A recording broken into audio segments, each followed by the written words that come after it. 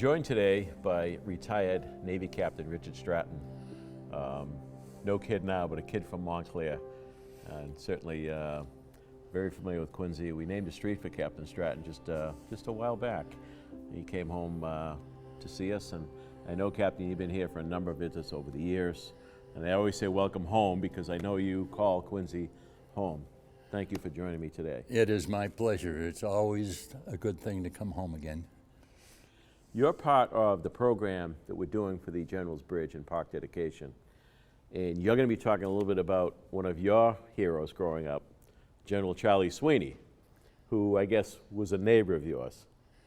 The Sweeney family lived about 3 houses down from ours, and the patriarch of the family was a plumber that used to plumb all our houses in Montclair. And I think the youngest son, Willie, was about my age, but Charlie Sweeney was our hero because he went off to war like a lot of the kids in Montclair did, and ended up being the man who actually ended World War II, and he never gets credit for it. Yeah. He was the pilot of the aircraft that dropped the second atomic bomb in Japan that caused the Japanese government to finally fold and quit and surrender. And he was on the first flight, so he was on both flights, right? He flew the weather and instrument flight on the first flight. Yeah. So he made both flights, absolutely. And he ended up actually writing a book called The War's End because he got tired of the revisionist history that was going on, which we still struggle with today. We're seeing that over the last year and a half, but we can get back to that. So growing up in Montclair, talk a little bit about that. You went to Montclair School?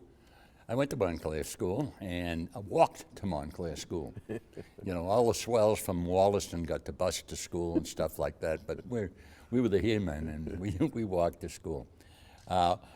Lived on Bowden Street, which was a great sledding hill. In those days, the city used to protect that hill and wouldn't let it be plowed, so make sure that we had good snow to sled on, honest to goodness. But then you date yourself. I remember horses pulling plows to plow our sidewalks. None of this stuff I'm responsible. When the lawyers get into it, you're responsible for the walk. The city took responsibility for it.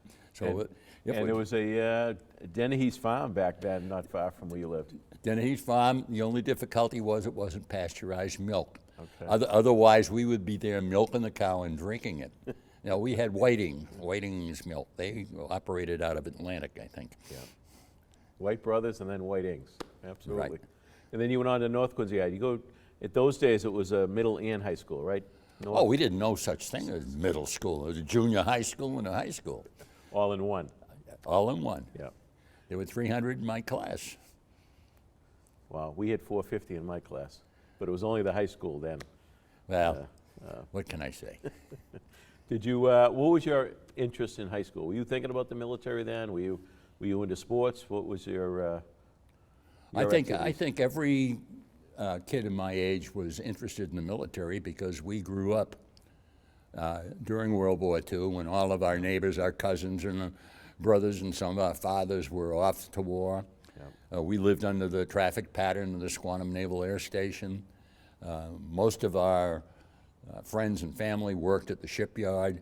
So we were imbued with the whole spirit of the service, and we were brought up that way. My father served in World War I and was in the State Guard in World War II, and it just became a tradition. Everybody served. Every male was expected at some point in time to serve their city, their state, or their country. In fact, Quincy has a higher than average rate of people serving in the military, even to this day, which is pretty remarkable. This is basically a great Navy Marine Corps recruiting ground, but all of our, it appears our general officers seem to come from another service that we won't mention. Now you went off to the seminary though. There was a stop there before you went into the Navy. Well, yes, I'm a high school dropout. I dropped out in my junior year of North Quincy High School and went into the minor seminary and the major seminary. And it came time after 6 years. I'm a flat learning curve, okay? After 6 years, I decided just before final vows that perhaps was not good for me and I wouldn't be good for Mother Church. Yeah. And my father had tried after he got out of the service. Interesting. and with the Franciscan Fathers out in New York. So I was sort of following a family tradition. But think of this. 6 years in the seminary is excellent training for 6 years in jail. You make such light of it. But Well, no, my novice master, Charlie Costello, Lord rest his soul, was tougher than any drill instructor, Marine Corps, or boot pusher in the Navy that I was ever exposed to. yeah. So you went from the seminary directly into the Navy. No, I had to, we didn't give out degrees in many of these seminaries Okay. because you weren't going to need a degree or something like that, I don't know. So I had to go over to Georgetown and for a year and a summer session to get enough credits to get a degree from Georgetown University. Okay. And at which point I signed up, enlisted in the Navy as a Naval Aviation Cadet. Wow. So that would have been what year, roughly? Well, that would have been about 1955. Okay. Well before the Vietnam War was even thought about, probably. The only thing we knew about Vietnam was that the French just got kicked out and there was some conference going on in Paris about how they were going to settle that war, but that was not on our radar scope at the time. Before we talk about that experience, so you were living at that point, you're in the Navy, you're now in California? No, I was in Washington, D.C., went through flight training in Florida and in Texas. Yeah. And served my first tour of duty as a flight instructor right after I got my wings. Okay. And then I went to California, Alameda, California, joined an operational squadron there, and then spent 4 years sea duty. Is that where you met Alice? Oh, I met Alice in San Francisco. Okay. When it was a civilized town, I met her there, and she was out husband hunting with about 6 other girls. They came from Detroit. And by accident, I happened to stumble into a party that they were throwing, saw her, and decided that she was going to come home with me. So was it love at first sight? It was, as a matter of fact. Wow. For both of you or just you? Well, no, it turned out both of us, but the interesting part about that, she wanted a picture of my family. The only picture I had was they were visiting Washington, D.C., and there was a picture of us in front of Mount Vernon. And I showed it to her, and she thought, well, here is a wealthy airline pilot, and there's the house mansion. She was somewhat disappointed. So that now at that point, take me to the time of your service and flight missions in Vietnam. I think you did like 21 flight missions before you. Yeah, that was the disappointing part, was that you prepare always for a war, whatever the war is that the politicians decide we need to get into, and you expect that you're going to be able to use all this training from all these years. And so I got my wings in 1955, and here we are in 1965, and it's finally my war, which I have no objection to, and it was the time to go. And I end up shooting myself down on my 21st combat mission. My peers, my friends, have 350 and 400 combat missions. I mean, I was just finding my way around. Yeah. I mean, again, you're so humble about things, but you also talk about that was an old plane you were flying.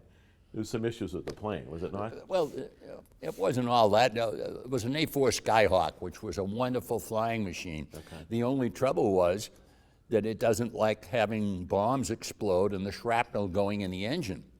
The airplane was okay. The engine gave up the ghost and blew the tail off the airplane. See, you can't blame the airplane. Yeah. We blame the engine, okay? The J-65 engine likes air, but not scrap metal. Was that the only plane you flew in your experience with the Navy? Did you have a favorite? My favorite plane was the FJ-4 Fury, which was like the Air Force F-86 without an afterburner. Okay. And I liked that because it went higher and faster and all this stuff you see on the movies. Sure. But as far as a respect for a flying machine, a stable weapons platform, and a forgiving flying machine, pilots always do something stupid now and then, especially when you get tired. And it's nice to have an airplane that'll forgive you when you do something stupid. Sure. So you could just take your hands off if you had enough altitude, and the plane would correct itself. You pat it, and away you go. So my favorite was the Fury. Yeah. And I had the T-6 Texan, was in the SNJ, we called it the secret Navy jet, that was first flew in 1936. Wow. And that's where I had my primary flight training, so there's an affection there with that type of stuff. So no, I didn't have a quite broad experience in terms of type of aircraft. The difficulty you mentioned was we were dropping World War II bombs. Okay.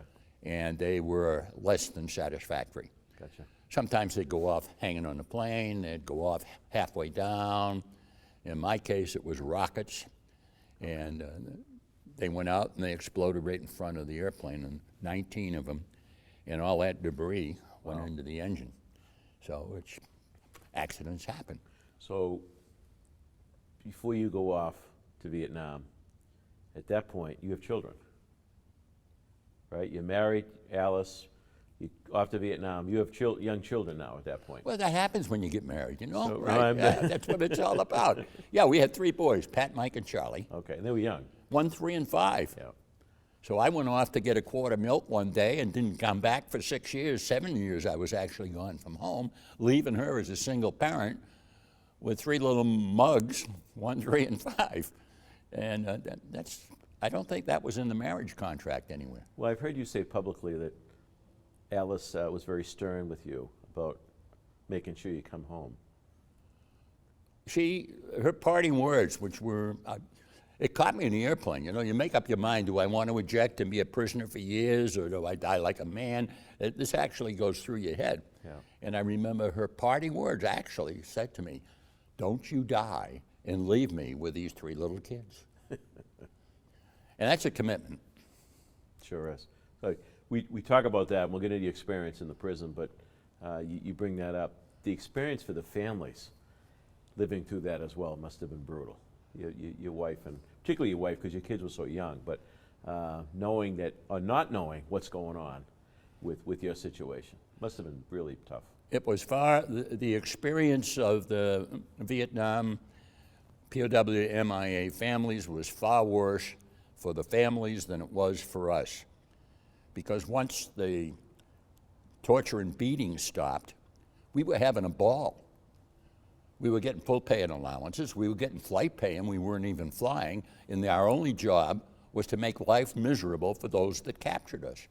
And we really know how to do that, and we were having a ball, really. Some of the finest men I ever met in my life, bonding together with all the Mickey Mouse that gets in life's way was sort of pushed off to the side.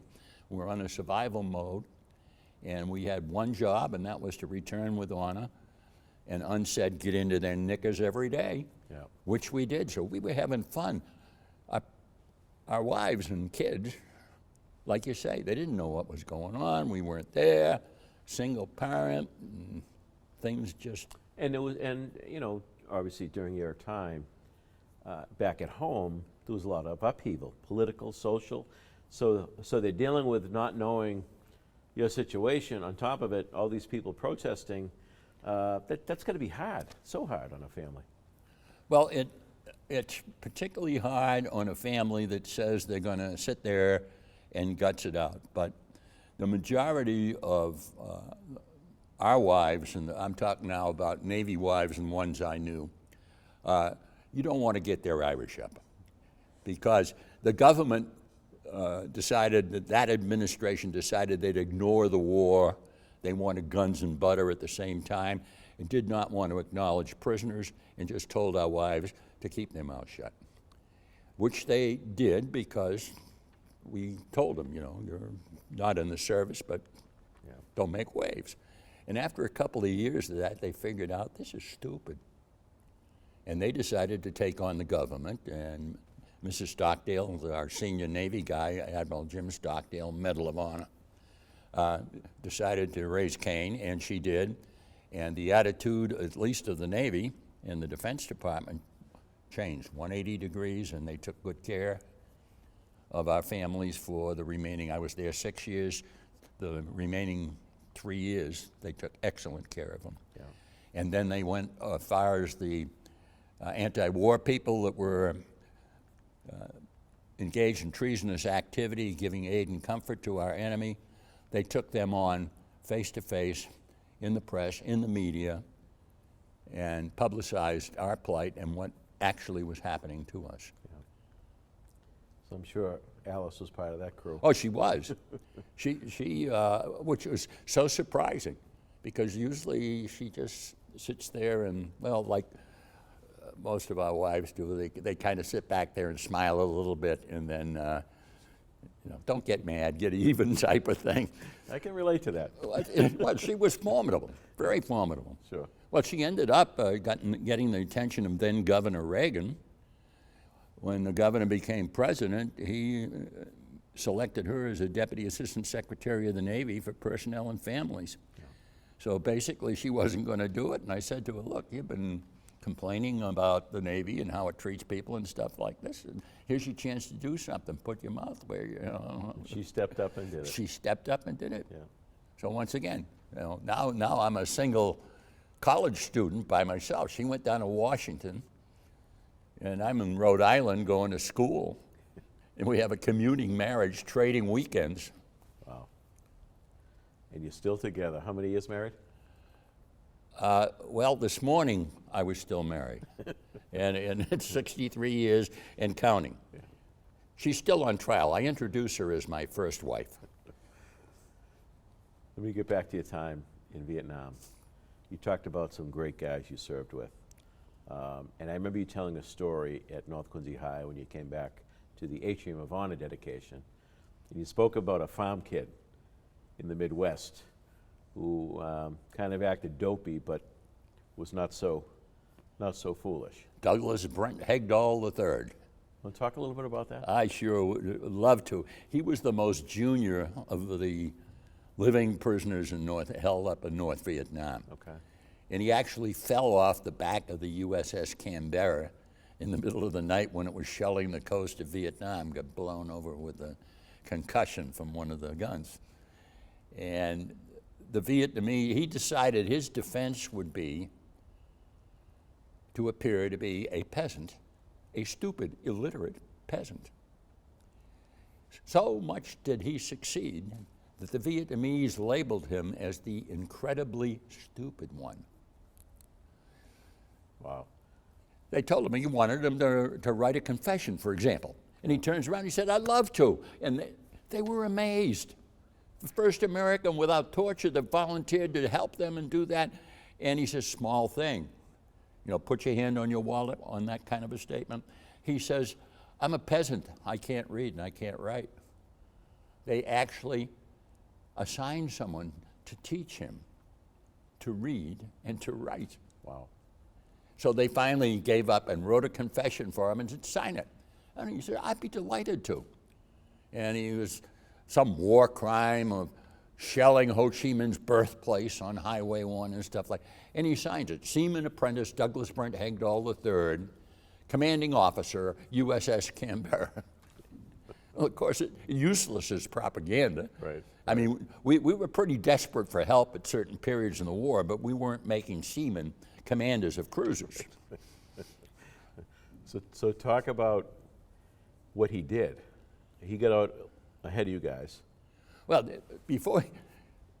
this guy was so good, he'd go out because they thought he was stupid. They'd let him out while they were having their siesta. Okay. And he's out sweeping around. And I'm watching him do this through a little peephole in the wall. And he takes a little bit of sand and gravel, picks it up, puts it in the gas tank of the nearest truck that he has. I watched him do that to 5 trucks. I'm a liberal arts major. I'm not too smart in mechanics. Shot myself down, so what can I say? 5 trucks worked. He worked on 5 trucks. They towed 5 trucks out of that camp disabled. How many trucks do I have? 0. He's a seaman, fell off the back of the ship, and he has 7 enemy trucks. So he came home, memorized the names of 356 aviators that were shot down in Vietnam. Tell us how important that was, because we didn't know who was where. Although the North Vietnamese signed the Convention on Prisoners of War, they treated us as the blackest of all criminals in North Vietnam, and we were held in their max security prison, and we were in fact in prison. And as a result, they had no liaison with the Red Cross or any international agency. They would not let anybody come in to inspect the camps, nor did they identify who they had captured. So as a result, our government didn't know whether we were dead, alive, whether we were missing, or what our status was. So it became invaluable to have a guy come out, as he did, with these names memorized of people that we had contact with. By name, he had them memorized. Wow. By rank, with a social security number or a dog's number or a cat's number, name or something like that. Yeah. So verify, is it good information? For example, one of my friends, Rob Doremus, was also in there as Rob Dormouse and Rob Dormuff, but twin daughters, Columbus, Ohio. Put it together, identified Rob Doremus. Wow. He's a pretty sharp guy. Sharp guy. He was. He served in our survival school as an instructor, a civilian instructor, for probably 15, 20 years after he came home. Wow. Now, while you're in there, you come across another prisoner who happened to be a North Quincy High grad, Alan Bredno. You didn't know the Brednos before that time, I'm assuming. Oh, I didn't. It turned out when I came home that his father, who was a physician here in Quincy, right, turned out to be my parents' physician. Wow. Talk about a small world. Really, but it's all Quincy. It's all Quincy coming together. Yeah. And I didn't know him because he was a graduate of the Air Force Academy. Okay. And a brilliant guy who was on the short list for astronaut program. MIT grad as well. Yeah, well, smarter than, oh yeah, really, I'm talking about real smart. Yeah. This young guy wrote an epic poem of, I don't know, hundreds of verses in honor of his wife, memorized it, and came up with it, still saying it. Wow. I mean, the guy just had a very, very sharp mind and stuff like that. So how did you connect with him in prison? How did you learn each other's? We only did it vicariously through the walls tapping. Okay. Because even to the very end, they'd keep us separated. They feared us in an organized group. But it must have been fascinating when you learned there's another kid from North Quincy. No, you're running into Quincy people wherever you go. Yeah. It's amazing. I live in a retirement home now down in Jacksonville. We didn't have a CCRC here in Quincy, or I'd be living here. Yeah. But we had one down there, and my snow shoveling days were over, okay? So I don't blame you. Down there. And it turns out there were two people from Quincy still living there. So, Captain, you talked about making light of shooting yourself down, but what happened? You ejected yourself from the plane, and then tell us about that period. And then, of course, you ended up in prison for a long time. Well, the advice of people like General Doolittle, you know, Tokyo Raid fame and stuff like that, is that you never leave a flying airplane. Gotcha. There are very strange people who jump out of perfectly good airplanes, okay? I'm not one of them. So you have to make a decision. And the decision was made for me when the tail blew off the aircraft. Right. I had to make a decision. Do I go or don't I go? Yeah. My wife motivates me to get with the program. Yeah. You're always practicing emergency procedures. So if you say, what happened after I made the decision, I could recreate it for you from the manual. But what I actually did, I don't remember, but I bet it was every step that we practiced every day before every flight. You know, reach down and twisting and turning, so I had to use an alternate ejection handle between my legs. Blew the canopy off, blew me out, and I'm riding a rocket. You say, why hesitate at all? The ejection system was powered in this airplane by a rocket, and I'm sitting on 1,200 pounds of fuel. Gee. And a rocket just blew my airplane up. Okay. I'm not into rockets at this point in time. So, you know, my hesitation wasn't stupidity. I mean, How many times do you have to get burned? Yeah, right. So fortunately, everything worked perfectly, Yeah. except I ejected at 220 knots and 2,200 feet. I can still see the dials. I landed in the only tree behind the only house in 5 square miles. Some days you shouldn't get out of bed, honest to God. Yeah, I mean, you've had one of those days, I'm More sure. than one. As soon as your feet hit the deck, you turn around and say, nah, let's go back and suck my thumb or something. And before I had my helmet off, I was surrounded by peasants with muskets and rifles and machetes and pitchforks and all that, and they were not happy. I bet. Well, if I got through bombing your house, scaring the daylights out of your wife and your kids, dirty in the laundry, worst of all, hanging in the backyard, and landed in your backyard, would you serve me a beer? Right. No, I can't blame them. Right. In fact, I had no blame except for the people who enjoyed torturing us once we got in prison. Okay. The peasants were angry, they were thumping and bumping and all that kind of stuff. And if you can't take a joke, you shouldn't wear a set of wings. Stuff happens. And I got marched off blindfolded, so I don't know exactly where and when, so I marched all during the daylight hours. They put me in a ditch, and I heard a round go off.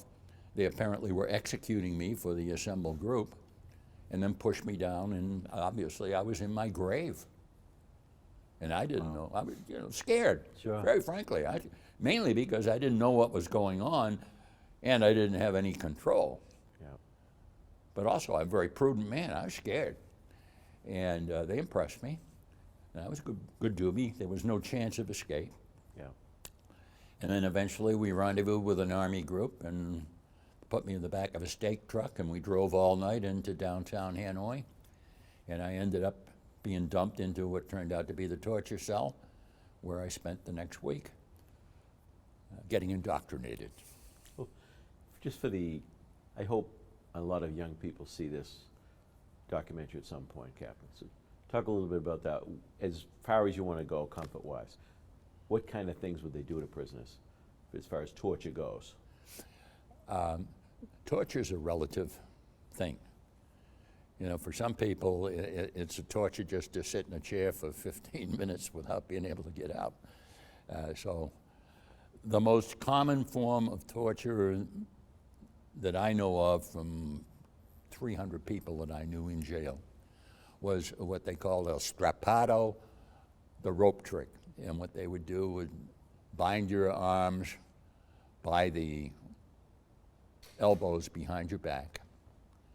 They would lock your wrists together back to back so your elbows don't touch. Okay. But then they'd pull on the rope around your elbows until your elbows did touch, which had the effect of popping your arms just back and forth over center before. When you disjoint an arm, it hurts when it goes out and it hurts when they snap it back in. But imagine it just rolling back and forth and then compresses your rib cage when you got your arms behind you like that. Yeah. So it's most difficult to breathe. And how long can you go like that? And I just remember the first day. You have no sense of time and you don't have a watch and stuff like that. I probably lasted maybe 2.5 hours the first time. It seemed like I was there for about 6 hours the second time. It probably was about 12 minutes. And the third time, it seemed like it was forever, and it probably was about 5 minutes. And so that was the most common thing. We had people kneeling on broomsticks, holding up walls, denied sleep, sitting on stools for 48, 72 hours. The denial of sleep alone Absolutely. becomes torture at a certain point. Sure. So torture is all relative, and it's you say it's inflicting intentional pain on another person without, and the person knowing you're not going to kill him, you're just going to increase the pain, however they manage to do it. It's not pleasant. So what keeps you going? You're going through all of that, obviously far away from home. You're thinking about Alice and the kids, I'm sure. What kind of things go through your mind, but also what kind of values help to fortify you to keep you going? Well, first of all, your training. Okay. You go through survival school training. I mentioned I have a flat learning curve. I went through survival school twice. They broke my eardrum the first time. They broke my eardrum the second time. Oh boy. When I went into prison, they broke my eardrum. That was the only thing I really learned from that experience. But they put you in black boxes and minor torture type things in survival school. So you're aware of what they're trying to do. Okay. And you're in relatively good position for somebody that's 30 years old, you know, not the same as in 20, but you're in good shape. And your mental attitude is that you're not going to give them anything. It's just a matter of pride. And that eventually starts going to the point of name, rank, serial number, and date of birth is all that you are required to give. And we were taught that's all you give, period. Right. So you stick to that as long as you can. And then at some point in time, you recognize they're not going to kill you. They're going to just continue dumping this torture on you, and so therefore, what can you give that will shut them up that isn't going to hurt you and your country or your shipmates and your country? And there's plenty, which is a whole story about how do you resist interrogation and stuff like that. There's a way. We learned there's a way, as we But there's say. a lot of guys that probably gave up. Well, I shouldn't say a lot of guys. There's probably a certain amount of guys that give up. What is it that with you that kept you going, that you were going to get home? As far as the torture thing, anyone that was tortured that was not killed gave them something. Okay. Okay? There are people that were not tortured and gave them everything. They betrayed us, and they betrayed the nation. Yeah. That's a whole other story. Fortunately, it was a very small number. Okay. Very small number. Officer and enlisted, okay? Yeah. So you're not blaming the troops. This is on some of the higher levels. What keeps you together is that, one, just common sense. You're receiving full pay and allowances, you've got a job. And there are dirty jobs that need to be done. Somebody got to clean the toilets. And it's your turn to clean the toilet, so, you know, it's your job to sit there and resist as best you can, complicate their lives, and you have the faith, most of us had the faith, that you were going to get us out of there. Now the big deal was, what took you so long? Okay, but that's another story. I never met a man that thought that you wouldn't come and get us. Yeah. One way or the other, that you would get us out of there. And lo and behold, Jim Thompson was there for 10 years. Wow. And he came home. Wow. We brought him home. I think Alan Bredner was a little over 7 years. Yes. Yeah. He was there longer than I. I was there 6 years and 2 months. Yeah. So now you come home after this incredible ordeal that I don't think the average American has any true appreciation for. You get home, and that adjustment now, you seem to have adjusted very, very well. We didn't have the programs back then for a lot of our guys coming back that get banged up, whatever the terminology we want to use. And Alan Bredner, unfortunately, is one of those stories. Talk a little bit about that experience of getting home and the transition. Well, coming home was sort of a mixed bag. First of all, some of us thought that we were going to end up being court-martialed because that happened to prisoners coming home from Korea.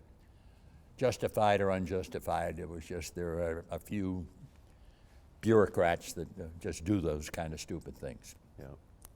And we were figuring, well, we're going to end up being court-martialed, and then we saw the outpouring of the public that the government colluded in bringing us home and welcoming us home. And we were, first of all, astounded, second of all, pleased, and then ended up being ashamed because the average Vietnam vet came home into Oakland, California, got off the airplane, and people spit on him and threw rotten eggs at him and threw offal at him and everything else, to the point where they were told, don't get off the airplane in uniform when you return to the States.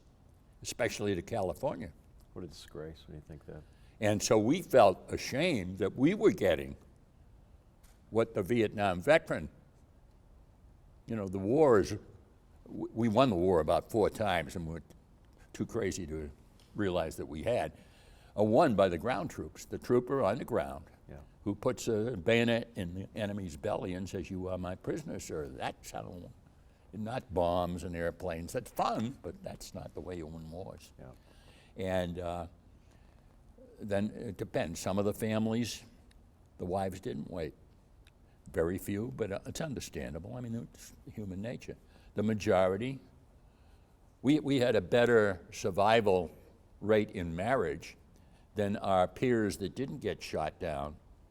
Interesting. Probably for about the first 10 years after our return. Wow, that's interesting. Part of that was the determination, if you had a bad marriage, it was gone by the time you came home. If you had a little bit of trouble when you went over, you had a little bit more trouble when you came back. Yeah. If you had a good marriage when you went over, you had a better one when you come back. Interesting. Yeah. Interesting. So, people had different experiences. In my own case, it's stuff like that. Alice had my picture all over the place. She'd always say, typical, anytime when the kids would get in trouble, wait till your father gets home. I remember those days. And of course, it took me 7 years to get home, but she's saying it. Patrick, the oldest one that you've met and stuff like that. I mean, after a while, he begins to figure that maybe Dad, I called up from Clark Air Force Base, first contact in 7 years. She picks up the phone and yells to the kids, "It's your father." Charlie, the youngest one, who was 1 when I left, heard that, ran and hid under the bed. Wait until your father comes home. He did. He literally hid under the bed. That's all right. So you come into a situation like that. The service welcomed us back. Yeah. And the public welcomed us back in the family unit. They were glad to see you. Now, Patrick, the oldest one here, after 6 months, he says to his mother, calls her off to the side and says, "When's he going back to sea again?" Honest to God. I love it. It sort of humbles you. The question on coming back from Afghanistan and having trouble, PTSD, whatever you want to call it, stuff like that, and our experience. We did not experience that, and part of the reason was we had done a lot of the venting in prison. When the torture stopped, we got into larger living groups. Okay. We did a lot of that group therapy, if you want to call it that, talking, and found out that who did well and who didn't do well and who did better and who didn't do better, and we finally sorted all that sort of stuff out. Okay. And the second thing that helped, when we came home, they did a debrief on us. They wanted to find out if anyone was left behind, if we had any knowledge of that. They wanted to find out lessons learned so we don't go through this stupidity we went through in the imprisonment again. Yeah. That we're better prepared, and how do you handle torture and stuff like that. So you had a chance one-on-one to do a debrief, and it was on 2 levels. One was a level that was, super secret, confidential, never to be divulged to God or anybody. I don't know why you even do it. And then there was the regular intelligence debrief for the intelligence people. Right. So you had 2 levels, almost like going to confession and then going to the bar and telling your stories. Yeah. And that's the therapy. Speaking as a therapist, that's the therapy that you would use with a guy coming back from a traumatic situation like. So you touched on faith a little bit. You grew up a Catholic, Sacred Heart Parish, Montclair. You did the seminary training for a number of years. Did you turn on God at any point, saying, "Why me?" Or was it a solace that brought you that faith that you had? Faith is like breathing, particularly for a cradle Catholic. Yeah. I mean, it's just there. And who am I to blame God for Mr. McNamara giving me World War II weapons that go down into my airplane? That's not God's fault. That we had, somebody from General Motors did that. give me a break. I never doubted. I never lost the faith. The faith was always there for me. I mean, here's the rosary. You say it on your knuckles. Yeah. You do the meditation on the mysteries, and you go through all your theology, so you get refreshed on that. You know how to converse with God. You know how to, when you're running out of airspeed and ideas, you know how to ask for help and when to ask for help. People that had a faith had an ace in the hole. Yeah. Now, I never met an atheist. You'd say you never meet an atheist in a foxhole. Right. Well, you don't, at least in that foxhole. Now, we had some guys, usually they were from one of the academies, who were a couple of degrees or something, and they claimed to be atheists, and you'd listen to them. And they had a more strict code of honor and ethics than we did as Catholics. In fact, I remember laughing at one. A guy was bragging about his atheism and stuff like that and all that. And I said, it's too bad. You guys, you're terrible. He said, I can go and screw up and I can go to confession. You can't go to confession. You're stuck with it. An agnostic, yes, but no one ever had the brains to claim to be an agnostic. In other words, I can't know. Yeah, right. To claim I don't know is arrogant. There can't be a God. Well, I say there can be, so the faith was there. I can recall, I know we've talked about this, you and I, but I can recall as a kid, Flag Day Parade, I want to say 1975, 76 in that range, whenever you returned. You were the Grand Marshal, you marched in the parade, you spoke at the stadium, probably 3,000 kids in the stands there along with parents and coaches and kids poking each other with the flag and trying to keep still. But I remember, in many ways like it was yesterday, you're in your whites, the perfect crew cut, flat top, whatever the right terminology was for the haircut at the time, and delivered with no notes a very meaningful, patriotic message to those young people. I'll never forget it. So, you talked about a lot of those guys that came back that were spit on and not appreciated. I think that's something we've learned as a nation that should never happen again, no matter what the war or conflict. But I don't know that we experienced that so much in Quincy. Quincy, you talked about it, strong military history, people stepping up in service all the time. In fact, I know that my father took some heat during the time period for keeping the Flag Day Parade going. And I remember him talking about Dick Stratton and Ellen Bredno, and as long as I'm around, that parade's going down Hancock Street. So really coming home to Quincy was probably another experience for you. Who was left at that point, relative-wise, in your family? Were they still in Quincy? They still in Montclair? My mom and dad were still on Bowdoin Street. Okay.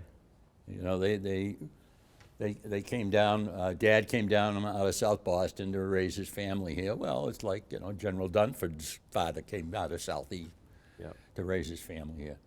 And my sister Ellen was in Buffalo, New York as a registered nurse. My brother Charlie was in Costa Mesa, California, with his family. So we were pretty much intact, but the only two actually resident in Quincy were my parents, still at the residence. That must have been a heck of a homecoming. Well, it was mixed. It was really a mixed homecoming because they were hassled by the press. Okay. Because of my notoriety and publicity in Life magazine and stuff that occurred while I was in jail. Okay. And they were not well treated by the media. So the media was part of my homecoming. Sure. I mean, Walter Hannon had me come down, the mayor, classmate, has me come down from Logan, and Patrick's blowing the siren as we come down. I used to sled down there. Now my kid's coming down in a cop car, calling the attention. Here's a police car. My parents' nightmare was a police car pulling up in front of the car with one of us dummies in the back seat, bringing us home. And here, the village idiot is coming home and bringing a police car right there with press behind it. Oh, so you can see it's. There's a great story of when Walter Hannon was mayor. The Quincy College kids come over, marched to City Hall, demanding to take the flag down. He basically told them to go to hell. He talked about you and talked about Ellen Bredno and about this country. He also said Johnny Gillis was the city clerk at the time and a Marine. If he ever did that, the Marine would have thrown him out the window. Walter was a hell of a guy. He really was. Well, it's had, people come back or never leave Quincy. You have to turn and say there has to be something that's good about it. You take a look, and these people keep coming back, and they stay as part of the system. They don't run and flee from it. And Walter Hannon comes down here and puts up with all the Mickey Mouse, and it wasn't necessarily a happy time for him, but he did a good job for us. He did a good job for the city. But people turn around and say, what makes it possible to happen? And we took a look at that in jail. We had some good leadership in jail with Admiral Stockdale, and General Reisner and people like that, who knew how under duress to lead troops, bring them together, increase morale and stuff like that. We took a look and said, what common thing do we have with Doug Hagdahl off of the farm, a potato farmer, with Ellen Bredno, an MIT graduate, astronaut type of thing, and that spread. And what we found in common wasn't that we were officers, no, because we had enlisted there. Officers are the way you get paid. I mean, there's nothing big deal about that, very frankly. Been both, been enlisted and been officer. Okay, that's a pay grade. That's the way you get paid. It wasn't necessarily anything about the training you received from your survival school or what school you went to, because we had ROTC people. Yeah. We had Mustangs coming up through the ranks. We had all kinds of mix there. And when we analyzed it, it was neighborhood, school, church, reinforcing common values. It's a bit of a challenge today. Well, it is a challenge today. Let me ask you, if we'll kind of wrap up with this. This has been an extremely wonderful experience, but let's say you're before a class at North Quincy High School. Your life experience, just talked about Quincy. What advice would you give them for life going forward as Americans? Oh, that's really easy. You have to look them in the eye and say, keep an open mind, because their mind is going to close at some of the things you say to them. And you say to them that this country is a Christian country. Read the Founding Fathers. They may not believe in your particular version of what it is, but we believe in God. And that is part of what makes our country work. And keep the faith. No matter what happens, you keep the faith. And the second thing is, you gotta read. But don't believe everything you read. You gotta listen, but don't believe everything you listen. Use your own common sense. And that's it. And remember what your mother told you. And everybody's gonna laugh at that. But it doesn't make any difference whether you're General MacArthur or how high up. You're successful because you remember basic things. Always say please and always say thank you.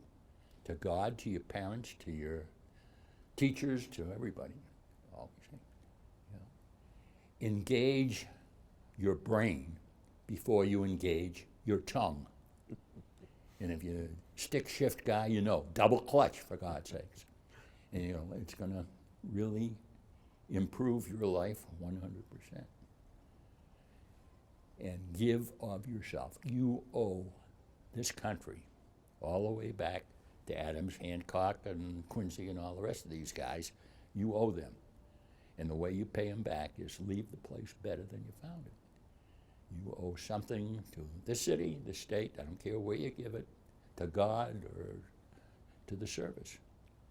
And it is a privilege to serve your country. It's not a duty, it's a privilege. And not everybody has got the brains or the physical capability or the will to do it. And you got to make up your mind that that's it. Keep the faith. Well said, my friend. Again, welcome home. Thank you. Thank you for joining me. Good for us to be here. Thank you, Captain. God bless.